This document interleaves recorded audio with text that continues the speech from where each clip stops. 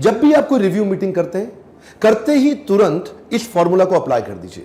आपकी मीटिंग इतनी इफेक्टिव हो जाएगी कि हर एक मीटिंग प्रैक्टिकली 100 की जगह 150 और 200% रिजल्ट जरूर प्रोड्यूस करेगी। इस फॉर्मूला को समझिए, TRA और TRS।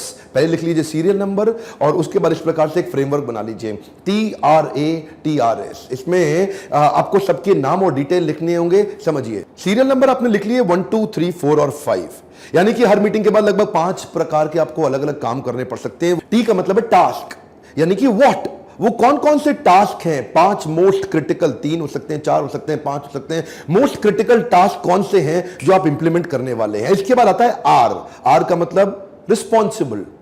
टास्क में आएगा नीचे व्हाट, आप क्या करेंगे।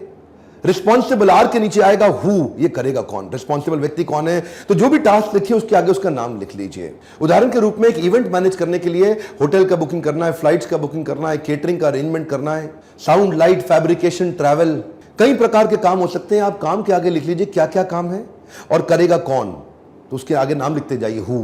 टी और आर समझने के बाद अब आ जाता है ए का मतलब हो गया एक्शन स्टेप्स। एक्शन स्टेप का मतलब है हाउ। पहले लिखा था हमने व्हाट, फिर लिखा था हु, मतलब कौन करेगा, क्या करेगा, अब आएगा कैसे करेगा, एक्शन स्टेप्स यानी कि हाउ। इसके अंदर आप लिख लीजिए, थोड़ी सी डिटेल में जाइए। ऊपर से कुछ नहीं पता चलता, असली नफा असली नुकसान डिटेल में जाने में पता चलता है। ऊपर से इंस्ट्रक्शन देके छोड़ देंगे, कोई नहीं करेगा। इसलिए हाउ को डिटेल में लिखिए। अभी हो गया आपका TRA, अब आएगा TRS। अगला टी का मतलब क्या हो गया, टाइमलाइंस।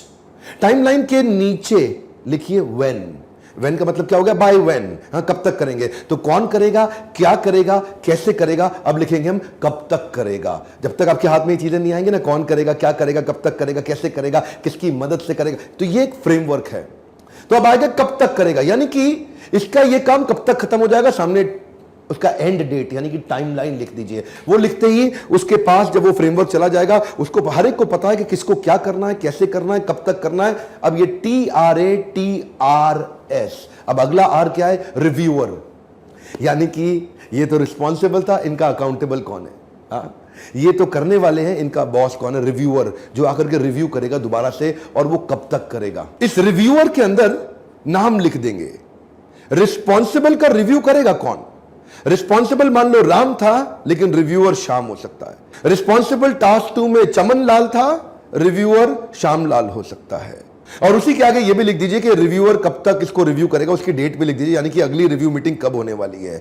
ये भाई साहब का काम सैटरडे को खत्म होना था टाइमलाइन में, लेकिन मंडे को सुबह सुबह उसका रिव्यू कर लिया जाएगा। तो उसको पता है राम को कि वो सैटरडे तक अपना काम खत्म करेगा और मंडे को सुबह घनश्याम उसका रिव्यू 9 बजे कर लेगा। क्या करेंगे, कौन करेगा, कब तक करेगा, कैसे करेगा। अब बड़ा महत्वपूर्ण आता है किसकी मदद से करेगा। तो TRA TRS में आता है आखिरी S, इसका मतलब सपोर्टर। यह भी लिख लीजिए कि यह काम करते वक्त अगर इसको किसी की मदद की जरूरत पड़ेगी तो ये किसकी मदद लेगा। अगर वो साउंड लाइट फैब्रिकेशन का काम कर रहा है तो उसमें उसकी कौन मदद करेगा। अगर वो सेल्स कॉल में काम कर रहा है तो उसमें उसकी मदद कौन करेगा। अगर ये मदद करने वाला पॉइंट पहले ही आपने सील कर दिया ना, तो क्या होगा जी, आपका काम अब रुकेगा नहीं। अब सारी चीजें ट्रैक में आ गई, अब सब चीजें पेपर पे आ चुकी हैं। ऐसे मुंह जबानी आप बोल देते हैं, लाला जी स्टाइल में आप काम करते हैं, और जैसे ही आप लल्लू लाल स्टाइल पे आए तो बिजनेस भी लल्लू लाल रह जाएगा। आप मल्टीनेशनल कॉर्पोरेशंस हर चीज को एग्जीक्यूशन के फ्रेमवर्क्स में लाती हैं। दुनिया भर की बड़ी ऑर्गेनाइजेशन, ये भी एक फ्रेमवर्क है आपके लिए, TRA और TRS। ये TRA TRS का प्रिंट आउट निकालिए। केवल वीडियो देखने से फायदा नहीं होता साहब, इंफॉर्मेशन आपकी जिंदगी नहीं बदलेगी।